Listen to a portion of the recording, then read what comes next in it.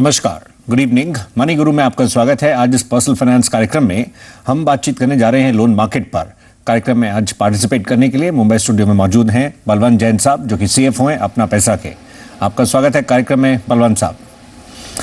और आइए व्यूअर्स को बताते हैं कैसे वो पार्टिसिपेट कर सकते हैं। प्रश्न आप हमें मेल और एसएमएस के जरिए भेज सकते हैं। moneyguru@zenetwork.com पर आप अपने प्रश्न मेल कर सकते हैं। एसएमएस की डिटेल्स 57575 पर आप भेज सकते हैं। मोबाइल के मैसेज बॉक्स में पहले कर्ज मेंशन कीजिएगा। आज बातचीत लोन मार्केट पर हो रही है और फिर डिटेल्स इस नंबर पर एसएमएस कर दें। आइए सवाल जवाब के सिलसिले को हम शुरू करते हैं। पहला प्रश्न जो हम शामिल करेंगे एस.के. जैन साहब की तरफ से है। मुंबई से प्रश्न है। जैन साहब ने जानना चाहेंगे एक एफडीआई बैंक में जिसके अगेंस्ट ये लोन लेने पर सोच रहे हैं। इन्होंने बताया है अपनी मेल में कि बलवंत साहब इनको कुछ इनफैक्ट लोन की रिक्वायरमेंट है। ये जो लोन की रिक्वायरमेंट है उसके अगेंस्ट, जैसे एफडी का प्लान कर रहे हैं उसके अगेंस्ट लेने का 20 लाख एफडी में है। इसमें एक हम देखें पहलू जिसके लिए प्लानिंग इनकी है कि पर्सनल लोन के कंपैरिजन में जो ये आगे बढ़ना चाह रहे हैं लोन अगेंस्ट एफडी, इनको बेटर रहेगा उस फॉर्मेट में अगर हम देखें, क्योंकि एफडी के अगेंस्ट है तो रेट ऑफ इंटरेस्ट उस फॉर्मेट में इनके लिए थोड़ा ठीक रहेगा। लेकिन बलवंत साहब उसके अगेंस्ट लोन लेना भी ठीक है या एफडी को ब्रेक भी करवाने पर सोच सकते हैं? देखिए सौरभ जी, ऐसा है कि आप जैसे बताया कि उनके पास एफडी है तो फिर वो गोद में बेटा और नगर में ढिंडोरा वाली बात हो जाती है। अगर आपके पास आपकी खुद की जो असेट्स है तो आप उसके सामने ही लोन ले लीजिए। और जैसे आप बता रहे हैं पर्सनल लोन के सामने इवेल्यूएट करने की, तो नॉर्मली पर्सनल लोन की जो रेट ऑफ इंटरेस्ट है वो 16% से 24% के बीच में रहती है। जबकि ये जो एफडी जो है आपकी जो आपकी एफडी का जो रेट ऑफ इंटरेस्ट है उससे 1 या 2% ऊपर पे आपको मिल जाएगा। और जो इसका प्रोसेस वगैरह भी बहुत सरल रहता है कि मिनिमम डॉक्यूमेंटेशन में मिल जाता है। और जितनी जैसे इनकी 20 लाख की एफडी है तो उनको 90% तक का लोन मिलता है, मतलब वो 18 लाख का लोन ले सकते हैं। और इसमें भी 2 ऑप्शन है, या तो एक मुश्त वो लोन ले लें 18 लाख का, और अगर उनको ज़रूरत एक साथ में इतने पैसे की नहीं है तो वो एफडी के सामने ओडी अकाउंट करवा सकते हैं जिसमें 18 लाख तक की फैसिलिटी बन जाएगी और जितना पैसा ये यूज करेंगे उस पर उनको ब्याज लगेगा। अच्छा बलवंत साहब, और एफडी जहाँ तक ब्रेक करने की बात है, अगर इनको फंड्स की रिक्वायरमेंट है, इनके अपना ये मनी इसमें पार्क्ड है, लोन लेने का जैसे आपने बताया जो प्रोसेस है वो इस तरह से वर्क करेगा, इतना इनको लोन मिल पाएगा, इस तरह से रेट ऑफ इंटरेस्ट भी रहेगा। लेकिन अगर वो एफडी ही ब्रेक करके उसको ही यूज़ करने पर भी क्या एक्सप्लोर कर सकते हैं, उसको कैसे ये एनालाइज करें? देखिए सौरभ जी, ऐसा है कि ये डिपेंड करता है कि उनको एक तो कितना पैसे की रिक्वायरमेंट है और जो लोन है वो कितने समय के लिए चाहिए। अगर उनको जितनी एफडी है उतनी ड्यूरेशन के लिए लोन चाहिए और करीब 18 लाख तक का ही लोन चाहिए तो मेरे हिसाब से उनको एफडी ही तोड़वा देनी चाहिए बनिस्बत इसके कि 2% ज़्यादा इंटरेस्ट पेमेंट करें। पर अगर उनको जैसे एफडी की जैसे 3 साल का टेन्योर है और उनको पैसा 2-4 महीने के लिए चाहिए तो मेरे हिसाब से उनको एफडी तोड़वानी नहीं चाहिए। आइए अगले प्रश्न की ओर मूव करते हैं बलवंत साहब। अगला प्रश्न लेंगे। ये सवाल जो है ये मोहम्मद असद खान साहब की तरफ से है, जमशेदपुर से सवाल है। इन्होंने जानना चाहा ये एजुकेशनल लोन लेना चाह रहे हैं और विदेश में ये आगे जाना चाह रहे हैं फर्दर स्टडीज़ के लिए। ये फिलहाल खुद इंजीनियर हैं और जॉब में हैं पिछले 3 साल से। आपने जो बताया है ये आप कौन सा कोर्स करना जा रहे हैं, किस यूनिवर्सिटी में एडमिशन हुआ है आपका, कुछ बता सकते हैं? सर मैं ट्राई कर रहा हूँ, मैं मास्टर्स के लिए ट्राई कर रहा हूँ, MBA या फिर जो मास्टर ऑफ साइंस के लिए। ये कहाँ से प्लान कर रहे हैं आप? ये मैं प्लान कर रहा हूँ सर कनाडा या यूके से। ओके। और अभी तो फॉर्मेलिटीज़ जिस तरह से होनी है और ये एडमिशन के बाद ही जिस तरह से इसके लिए बलवंत साहब ये आगे मूव कर पाएंगे, लेकिन आप इनको कैसे बताएंगे ये जब इसको लेकर आगे सोच रहे हैं बढ़ने का? मोहम्मद असद खान साहब ये भी बता सकें, आप जो ये लोन की बात कर रहे हैं हम देख रहे थे आपने बताया 15 लाख प्लस का लोन रिक्वायर्ड है। इस 15 लाख में आप अपनी तरफ से कितना मतलब कंट्रीब्यूट कर सकते हैं, कितना आपका इसमें कंट्रीब्यूशन रहेगा? सर मेरा क्वेश्चन यही है कि मैं आगे जब फर्दर जो है उसके लिए जाऊंगा मतलब एजुकेशन लोन के लिए, तो मुझे कितना करना है और बैंक कितना फाइनेंस करेगा और बैंक के सिक्योरिटी पे मुझे फाइनेंस करेगा, ये मेरा क्वेश्चन है। कोई सिक्योरिटी है जो आप बैंक को प्रोवाइड कर सकते हैं? नहीं, मेरे पास अपना तो कोई ऐसा सिक्योरिटी नहीं है, बस my father is in government job. Okay, कोई अपना कोई एसेट मतलब उस प्रकार से नहीं है जो जिसके अगेंस्ट आप? नहीं, ऐसा कोई एसेट नहीं है। आपको बताते हैं इन दैट केस बलवंत साहब, ये जिस तरह से अब्रॉड जाकर कोर्स करने का सोच रहे हैं, लेकिन इन्होंने बताया सिक्योरिटी नहीं है।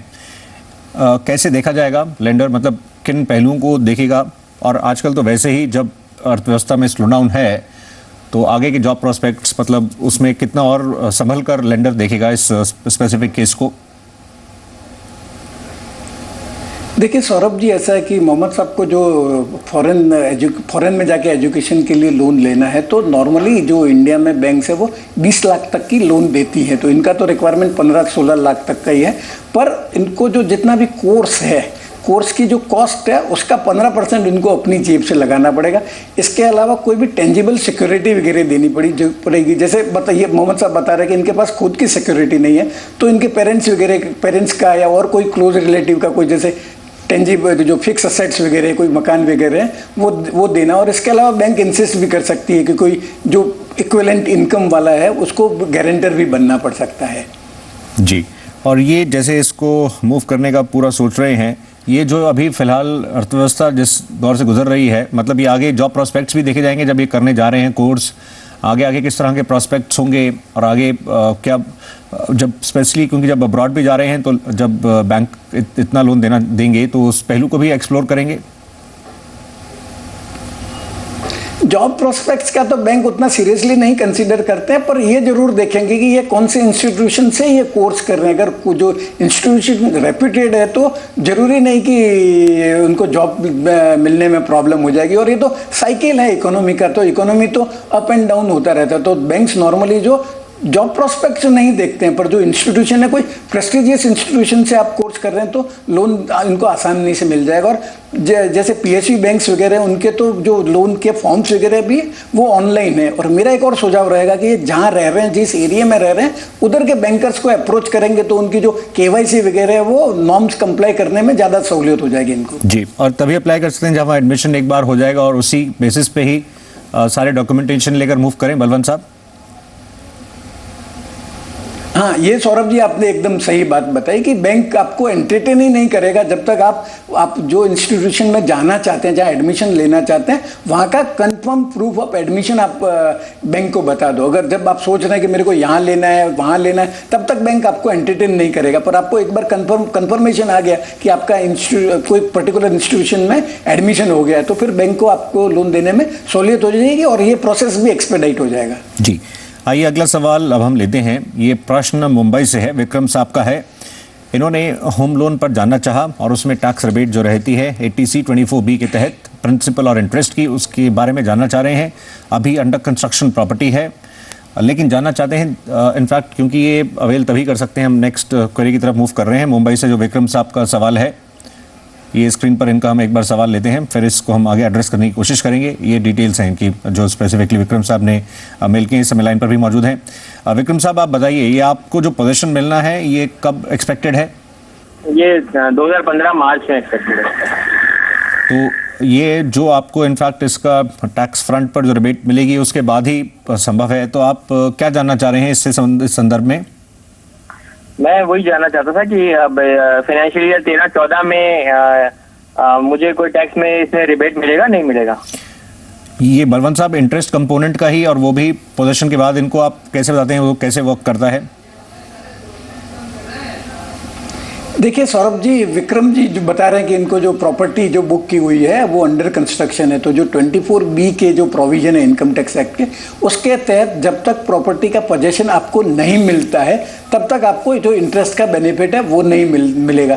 तो जिस साल में आपको प्रॉपर्टी का पोजेशन मिलेगा वो 1 अप्रैल से 31 मार्च के बीच में कोई भी दिन हो सकता है। भले आपको 31 मार्च को भी पोजेशन मिला तो उस साल से आपको जो इंटरेस्ट का जो बेनिफिट है वो मिल जाएगा। और इसके अलावा आपने इसके जो पोजेशन मिलने के पहले के जो सालों में जितना भी आपने इंटरेस्ट पेमेंट किया है उसका आपको 1/5 हिस्से में अगले 5 साल में डिडक्शन मिल जाएगा। पर जो ओवरऑल डिडक्शन है उसकी जो लिमिट है, अगर आपकी प्रॉपर्टी सेल्फ ऑक्यूपाइड है तो 1.5 लाख रुपया है, और अगर आप उसको किराए पे उठा रखा है तो जितना भी इंटरेस्ट जो उस करंट ईयर का इंटरेस्ट है प्लस 1/5 जो एक्यूमुलेटेड इंटरेस्ट है उसका बेनिफिट मिल जाएगा। और अगर आपकी EMI शुरू हो गई है तो जब तक कंस्ट्रक्शन पोजेशन नहीं मिलता है तब तक आपको वो डिडक्शन नहीं मिलता है। और इंटरेस्ट के जैसे आपको 1/5 जो डिडक्शन है रीपेमेंट का वो भी नहीं मिलता है। तो अगर आपने कुछ भी रीपेमेंट पोजेशन मिलने के पहले कर दिया है तो वो आपको डिडक्शन ATC का है वो हमेशा के लिए आपके हाथ में से छूट जाएगा।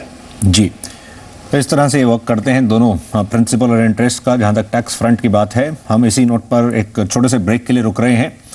हम जल्दी लौट कर आएंगे। आज जायजा लिया जा रहा है लोन मार्केट का। हम जल्दी लौट कर आते हैं।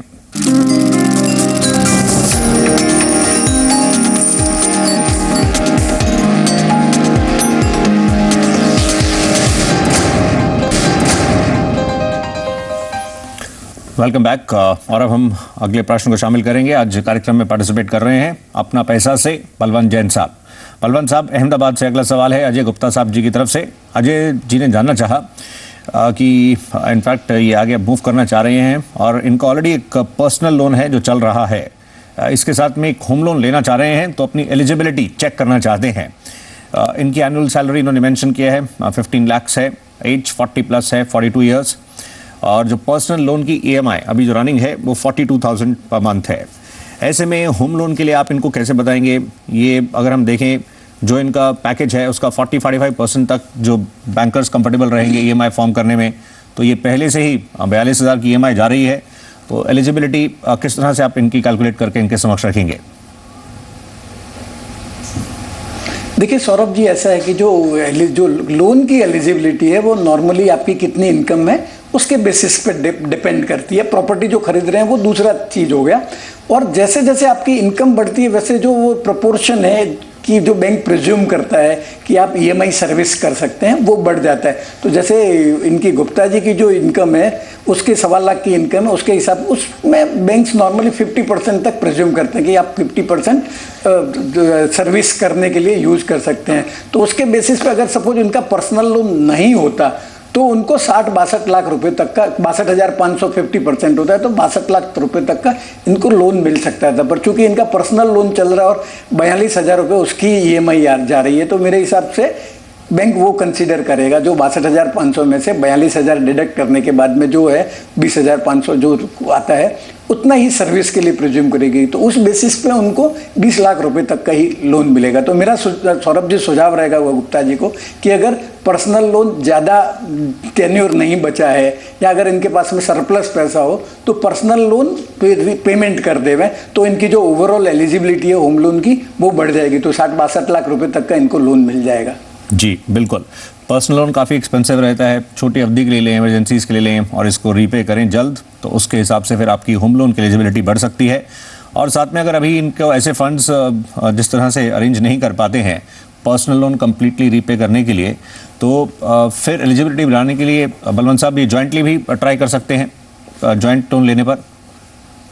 हाँ, ये सौरभ जी आपने सही बात बताई कि अगर आपकी सिंगल अगर आप एप्लीकेशन करते हैं और आपकी जितनी इनकम वाला आपका स्पाउस है, आपके बच्चे हैं, पेरेंट्स हैं, अगर आप उनको को बोरोवर बनाते हैं तो आपके उस अनुपात से वो फिर कंबाइंड जो पुल्ड इनकम है उसको कंसीडर किया जाता है। तो ऑलमोस्ट आपकी फिर लोन एलिजिबिलिटी है वो डबल हो जाएगी अगर इक्वल इनकम है तो अगर इनके स्पाउस या जो भी एलिजिबल किन्स है वो उनको ज्वाइन करेंगे तो इनकी जो लोन रिक्वायरमेंट है वो फुलफिल हो जाएगी पर्सनल लोन रहने के बावजूद भी। जी, तो ऑल द बेस्ट। अगला प्रश्न बिलासपुर से लेते हैं, दिव्या राव जी की तरफ से है। दिव्या जी खुद एक प्राइवेट बैंक में हैं और ये बैंकर हैं, इन्होंने बताया, लेकिन ये अपना कुछ खुद का एक बिजनेस सेटअप करने का सोच रही हैं। इन्होंने बताया ब्राइडल एंड ग्रूम सेंटर अपना एक सेटअप करना चाहती हैं और जिसके लिए इनके अकॉर्डिंगली इनको जो लोन चाहिए वो राउंड अबाउट 10 लाख के करीब का चाहिए। इसमें बलवंत साहब, इसमें हम देखें जो इनका प्लान है, ये खुद बैंकिंग बैकग्राउंड से हैं, इस क्षेत्र का एक्सपीरियंस उस प्रकार से नहीं है, अपना कंट्रीब्यूशन इन्होंने अभी मेंशन नहीं किया कितना ये कर सकते हैं, लेकिन जो स्पेसिफिकली फीमेल एंटरप्रेन्योर्स के लिए भी कई बैंक्स की कई हम देख रहे हैं स्कीम्स रहती हैं जिनमें उनको कंसेशनल इंटरेस्ट रेट्स पर इस तरह की जो ऑफर्स हैं वो मुहैया कराई जाती हैं। ये किस तरह से उसको लेकर आगे मूव कर सकते हैं प्रोसेस को? देखिए सौरभ जी, ऐसा है कि दिव्या जी बैंक में काम कर रही है और उनको दूसरा अलग ही कोई बिजनेस शुरू करना है, तो मेरे को नहीं लगता कि उनको एक्सपीरियंस है। और लेंडर किसी भी नए बिजनेस के लिए पैसा देने के पहले जरूर देखेगा कि जो बोरोवर है उसको एक्सपीरियंस उस बिजनेस का है कि नहीं है। अगर आपको खुद को एक्सपीरियंस नहीं है तो आप कोई एक्सपीरियंस वाले आदमी को हायर भी कर सकते हैं, तो वो बैंक उसको भी कंसिडर करेगा। जी, और जैसे आप बता रहे थे कि जो फीमेल एंटरप्रेन्योर्स हैं उनको जो बैंक कुछ कंसेशन देती है, तो मेरे हिसाब से जो फीमेल बोरोअर्स है उनको आधा % का जो है वो इंटरेस्ट में बेनिफिट मिलता है। परंतु मेरा सुझाव रहेगा कि इनको बैंक को अप्रोच करने के पहले कोई प्रोफेशनल व्यक्ति की मदद जरूर लेनी चाहिए, जिससे जो वो बता सके कि ये जो लोन बोरो कर रहे हैं उसको कैसे सर्विस कर पाएंगे, इंटरेस्ट कैसे सर्विस होगा, उनकी इनकम कितनी आएगी, लोन का रीपेमेंट कैसे कर पाएंगे, जितने टाइम के लिए लोन लिया है उस टाइम में वो रीपेमेंट वगैरह कर पाएंगे कि नहीं कर पाएंगे, वो वर्किंग प्रोफेशनल आदमी ही कर सकता है, एक लेमैन नहीं कर सकता मेरे हिसाब से। उस तरह से प्रपोजल को लेकर जहाँ इनका अकाउंट है वहाँ मूव कर सकते हैं। और इसमें ये भी ज़रूरी रहेगा बलवंत साहब, मतलब इनका अपना कंट्रीब्यूशन भी अहम रहेगा, मतलब ये उस जो इनका प्लान है, जो बिजनेस सेटअप करना चाह रहे हैं, उसमें अपनी तरफ से कितना कंट्रीब्यूट कर रहे हैं, बैंक्स उनको उस पहलू को भी देखना चाहेंगे। देखिए ऐसा सौरभ जी, बिना आपकी कंट्रीब्यूशन के तो बैंक कोई भी लोन नहीं देती, होम लोन भी नहीं मिलती, होम लोन पे भी आपका 20% का कंट्रीब्यूशन रहता है। तो आपकी बिजनेस लोन के लिए तो आपकी ज़्यादा कंट्रीब्यूशन है, वो 25 से 35% तक का कंट्रीब्यूशन देना पड़ता है। पर एक चीज़ और मैं बताना चाहूँगा कि अगर उनको रेगुलर लोन उनका एक्सपीरियंस नहीं है, उसके हिसाब से नहीं मिलता है, तो अगर इनके पास प्रॉपर्टी वगैरह हो तो जो लोन अगेंस्ट प्रॉपर्टी ले सकते हैं, जो प्रॉपर्टी की वैल्यू है उसका 50% से 60% के आसपास में लोन मिल जाएगा, और 15% के आसपास रेट ऑफ इंटरेस्ट भी है। राइट, तो एब्सोल्युटली जैसे आप कह रहे हैं, ये 10 लाख की जो रिक्वायरमेंट है वो लोन अगेंस्ट प्रॉपर्टी के लिए भी आप मूव कर सकते हैं, वो भी आपके लिए एक विकल्प रहेगा अगर इस तरह से इस प्रोसेस में आपको कुछ इश्यूज रहते हैं। हम फिलहाल एक और ब्रेक के लिए रुक रहे हैं। आज बातचीत हो रही है लोन मार्केट पर, आप कार्यक्रम देख रहे हैं, जहन में प्रश्न है या सुझाव हैं कार्यक्रम के लिए तो आप हमें मेल कर सकते हैं, साथ ही SMS भी कर सकते हैं। हम आपके प्रश्नों का इंतजार करेंगे, डिटेल्स स्क्रीन पर हैं। आखिरी सेगमेंट के साथ हम बस जल्द ही लौट कर आते हैं।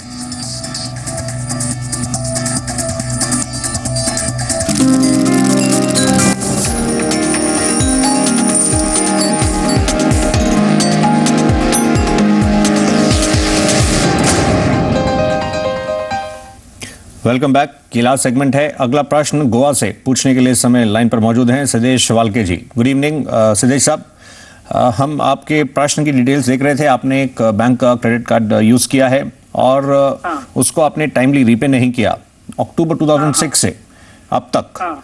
ये सिद्धेश साहब, आखिर आप क्या हुआ? मतलब आप फैसिलिटी यूज़ कर रहे हैं तो आपकी रिस्पॉन्सिबिलिटी है कि आप उसको समय से पे भी करें। क्या हुआ, नहीं कर पाए? नहीं कर पाया क्योंकि वो मेरे भाई ने यूज किया था, इसलिए मैं नहीं कर पाया था। तो अभी मुझे ICICI बैंक वाले बोल रहे हैं कि आप टोटल पे कीजिए, नहीं तो फाइनल अमाउंट 21,000 पे कीजिए। तो मुझे आपसे क्वेश्चन था कि अगर मैं टोटल पे आउट करूंगा तो डील क्लियर हो जाएगा या फाइनल सेटलमेंट 21,000 का? आपको इसमें बताते हैं बलवंत साहब, इनको इसको क्लियर तो करना चाहिए, मतलब जितना जल्द से जल्द हो सके। लेकिन जो 2006 से लेकर अभी तक का जो पूरा सफ़र रहा, ये इनफैक्ट सिविल में रिफ्लेक्ट भी होगा कि इस तरह से इश्यूज रहे, और ये भी कि आपने इस तरह से इसको क्लियर किया। बलवंत साहब, इनके सामने ऑप्शन आगे क्या है? देखिए सौरभ जी, ऐसा है, सिद्धेश जी ने पैसा बोरो किया है, क्रेडिट कार्ड यूज किया, भले ये इन्होंने खुद के लिए किया है, उनके ब्रदर के लिए किया है, रेस्पॉन्सिबिलिटी है इनका पेमेंट करने का। और ये आज की तारीख में जब ये रिपोर्टिंग होती है सिबिल को, तो जितना पुराना जितना डिले करेंगे उतना उनका खुद का जो है वो क्रेडिट हिस्ट्री खराब हो जाएगा। तो मेरा सुझाव है कि वो बैंक के साथ मिलके जैसे भी पेमेंट करते हैं उसको, इस इश्यू को क्लोज करवा दीजिए। और जहाँ तक उनका प्रश्न ये पूछ रहे हैं कि सिबिल में क्या होगा, तो अगर आप पूरा का पूरा पेमेंट करते हैं तो भी सिबिल का रिकॉर्ड जो बैंक है वो रिपोर्ट करती है बैंक सिबिल को, और सिबिल का रिकॉर्ड में ये दिखेगा कि आपने 2006 में बोरो किया था और 2013 में पेमेंट किया है। और अगर पूरा पेमेंट किया है तो वो उसमें दिखेगा कि पूरा पेमेंट हुआ है। और अगर आप कुछ सेटलमेंट करते हैं तो बैंक को कुछ राइट ऑफ करना पड़ता है, तो बैंक उसको write off as a write off report करेगी। पर दोनों ही केस में आपकी जो क्रेडिट हिस्ट्री है वो खराब हो गई है, तो कोई भी नया लेंडर है वो आपको आसानी से अभी ये लोन नहीं देगा, भले आप पूरा पेमेंट करें या राइट ऑफ करें। पर अगर आप राइट ऑफ करवाएंगे, मतलब बैंक को कुछ कम पेमेंट करेंगे, तो वो ज़्यादा एडवर्सरी लेता है बैंक, तो जो प्रोस्पेक्टिव लेंडर है वो आपको हिचकिचाएगा। और अगर आपने पूरा पेमेंट कर दिया और आप अपनी परिस्थिति एक्सप्लेन करें तो बाद में 2-4 साल बाद में आपका हिस्ट्री भी इम्प्रूव हो सकता है, परंतु राइट ऑफ करवाएंगे तो ज़्यादा मुश्किल हो जाएगा आपको लोन मिलना। जी, बिल्कुल। तो इस तरह से अगर आप कोई फैसिलिटी यूज़ कर रहे हैं, आपकी ये जिम्मेदारी है कि आप उसको समय से जिस तरह उसको पे भी करें। अदरवाइज आपको जिस तरह से अभी ये इशूज़ इसके साथ हो रहे हैं स्पेसिफिक बैंक के साथ, ये पूरे इनफैक्ट बैंकिंग सिस्टम में ही आगे आपको मूव करने में काफ़ी सारी प्रॉब्लम्स हो सकती हैं। इसी नोट पर हम शो को वाइंड अप करेंगे। आपका शुक्रिया करना चाहेंगे बलवंत जैन साहब, धन्यवाद कार्यक्रम में पार्टिसिपेट करने के लिए, थैंक यू। तो आज के लिए बस इतना ही, थैंक यू। चलते चलते हम आपको बता दें, ये एक पर्सनल फाइनेंस कार्यक्रम है। अलग अलग दिन अलग अलग टॉपिक्स टच करते हुए हम आपकी फाइनेंशियल प्लानिंग में हेल्प करते हैं। आज हमने लोन मार्केट का जायजा लिया है, कल हम हाजिर होंगे।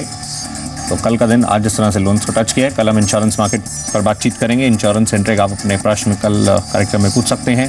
थर्सडेज का दिन रियल एस्टेट मार्केट के नाम रहता है और फ्राइडेज को इक्विटीज़ पर हम बातचीत करते हैं। फिलहाल अभी के लिए इतना ही, नमस्कार।